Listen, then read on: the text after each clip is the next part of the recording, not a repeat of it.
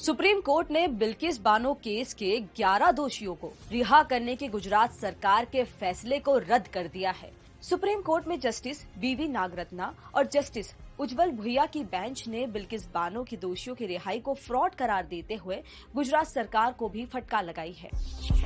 21 जनवरी 2008 को सीबीआई की विशेष अदालत ने बिल्किस केस के 11 दोषियों को उम्र कैद की सजा सुनाई थी। 2018 में सीबीआई कोर्ट के फैसले को बॉम्बे हाई कोर्ट ने भी बरकरार रखा था।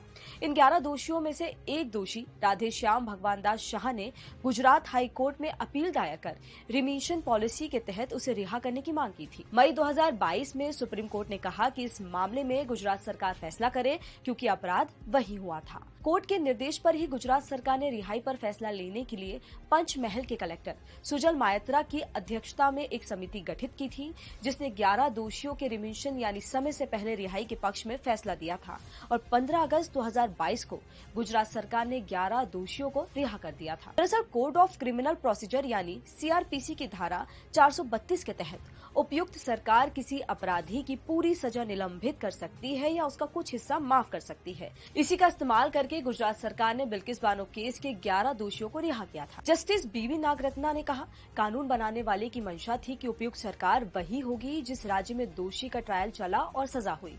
यहाँ जोर सजा वाली जगह पर है, न कि जहाँ अपराध हुआ। सिर्फ इस शॉर्ट ग्राउंड पर ही दोषियों की रिहाई के फैसले को रद्द करना होगा।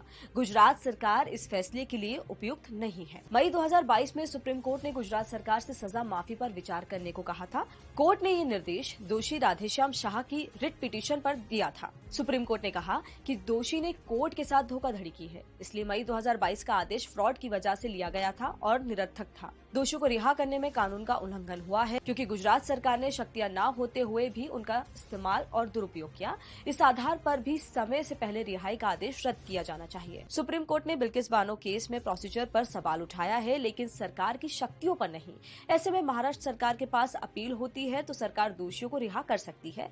इस फैसले के बाद सबसे पहले दोषियों को ट्रायल कोर्ट में जाकर खुद को सरेंडर करना होगा।